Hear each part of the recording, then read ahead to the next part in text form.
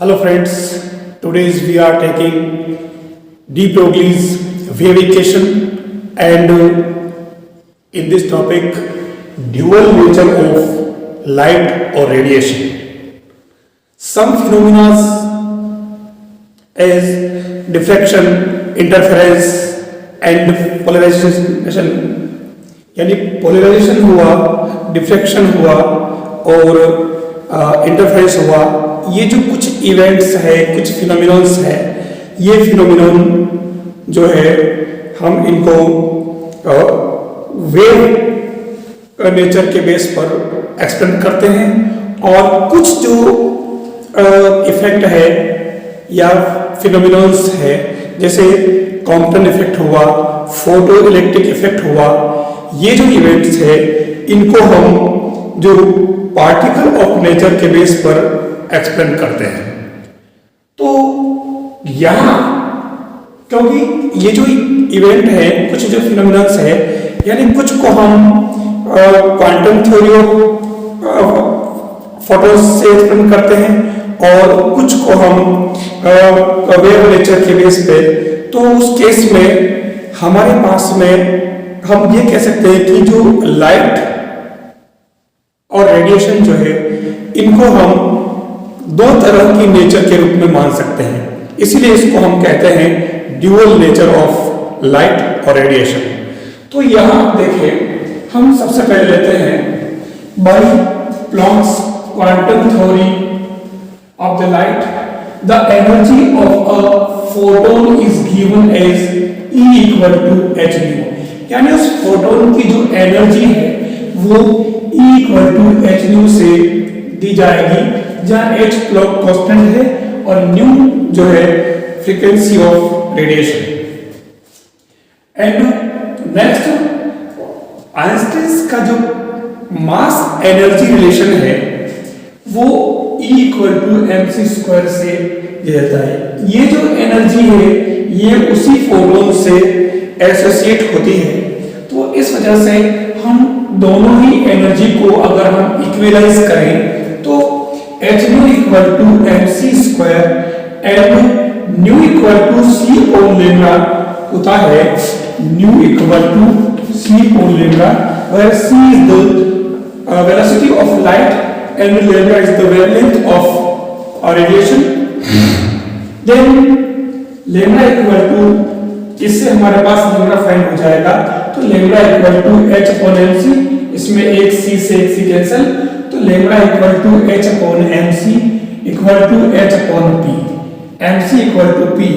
अब देखें यहाँ लैम्डा जो है वो वेवलेंथ है गिवन रेडिएशन की और उसकी फ्रीक्वेंसी न्यू है, और p जो है p equal to mc is the momentum of the photon, इसका मोमेंटम है। तो उस केस में अपन कह सकते हैं कि so according to de Broglie hypothesis, de Broglie hypothesis कहती है कि जो रेडिएशन ऑफ लाइट है वो ड्यूअल नेचर का होता है, यानी dual nature it means wave nature and particle nature, दो चीजें इसके अंदर होती है, एक वेव नेचर और एक पार्टिकल नेचर। यानी कोई भी जो है रेडिएशन है वो वेव की तरह भी बिहेव करता है और एक पार्टिकल की तरह भी बिहेव करता है, इसलिए इसको ड्यूअल नेचर ऑफ पार्टिकल या ड्यूअल नेचर ऑफ मैटर कहा है। तो इसलिए अपन कह सकते हैं कि ये ड्यूअल नेचर का है और इसलिए अपन इस इक्वेशन को, हम पूरे इक्वेशन को कहेंगे डी ब्रोगली वेव इक्वेशन।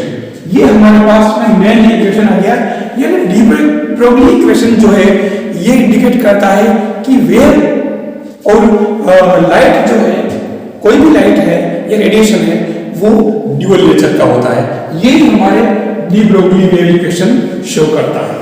अब हम अगर ऐसे स्थिति में देखें कि ये अगर ड्यूअल नेचर है तो it ensure that electron, proton and neutron all particles also behave as dual nature.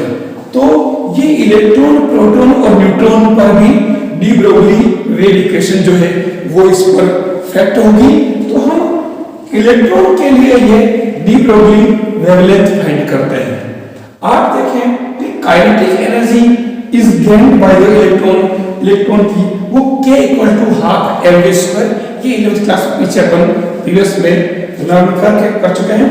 तो हाफ mv², मैंने क्या किया कि m से ऊपर नीचे डिवाइड किया, तो हाफ mv² v²/m। अब ये जो हो जाएगा मोमेंटम p, तो ये p²/2m। तो उस केस में k इक्वल टू p²/2m हो जाएगा। अब यहां देखें, and work done on the electron, electron पर जो वर्क होगा वो eV के इक्वल होगा, जहां E charge of electron and V is the potential of the electron. आप देखें ये चीज कैसे हुई, इसको अगर समझना है तो आप देख ले, जिसमें ये मैं दो W इक्वल टू होता है F.D यानी मैक्सिमम वर्क। अब यहां F equal to QE, first chapter में आपने लिया F इक्वल टू QE होता है चार्ज एंड इलेक्ट्रिक फील्ड का मल्टीप्लिकेशन D। तो आप देखें Q यहां पर इलेक्ट्रॉन का चार्ज है, उसको E से रिप्रेजेंट करें, और ED इक्वल टू V होता है पोटेंशियल डिफरेंस। तो ये इस पर इलेक्ट्रॉन पर जो वर्क होगा वो EV के इक्वल होगा, इसलिए अपन इसको डायरेक्ट रिप्रेजेंट कर दिया। Now K equal to p²/2m equal to EV, this equalise P equal to √2mk यानी स्क्वायर आटा, तो ये इसका इससे मल्टीप्लाई किया, तो उस केस में ये √2mk इक्वल टू √2meV। आप देखें, so de Broglie wavelength of the electron, हमें इलेक्ट्रॉन की जो वेवलेंथ फाइंड करनी है, तो lambda equal to h/p equal to h/p की वैल्यू पुट की, h/p की वैल्यू दोनों ही p की वैल्यू है। आप देखें h/√2meV, 2m is the mass of electron and E is the charge of electron। आप देखें h, m और E all are constant values where h equal to 6.63 × 10⁻34 joule second, mass of electron m equal to 9.1 × 10⁻31 kg, and electron charge E equal to 1.6 × 10⁻19 coulomb। These all values हम इसमें put करें फॉर्मूले में, तो lambda equal to this and V हमारे पास जो है ये वेरिएट होगा, यानी हम इलेक्ट्रॉन को कितने पोटेंशियल से उसको एक्सीलरेट करें तो ये वेव की तरह या ड्यूल नेचर को शो करेगा। तो हमारे पास V is the unknown value, ये क्वेश्चन में गिवन होगी, बाकी ऑल वैल्यू जो है वो कांस्टेंट होगी। तो आप देखें कि इनको सोल्व करें तो lambda equal to 12.34 × 10⁻10 upon √V, और इसकी जो वैल्यू आएगी ये आप देखें 10⁻10 एंगस्ट्रॉम। तो ये फाइनली लेम्डा जो है, लेम्डा के यानी इलेक्ट्रॉन के लिए जो डी ब्रोगली वेव है वो lambda equal to 12.34 upon √V angstrom. ये जो फॉर्मूला है आप इसको लर्न करके रखें, क्योंकि इसका 1 मार्क्स का क्वेश्चन आता है। जैसे हम कहें कि अगर किसी इलेक्ट्रॉन को हम V इक्वल टू 100 वोल्ट से इसको अगर एक्सीलरेट करें तो उस केस में इस इलेक्ट्रॉन की जो डी ब्रोगली वेव क्या होगी, तो आप देखें लेम्डा इक्वल टू 12.34 अपॉन 100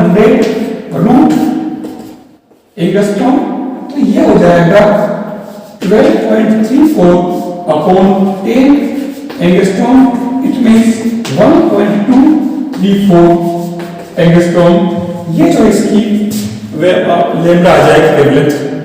तो इस तरीके से हमारे पास V अलग अलग वैल्यूज होगी।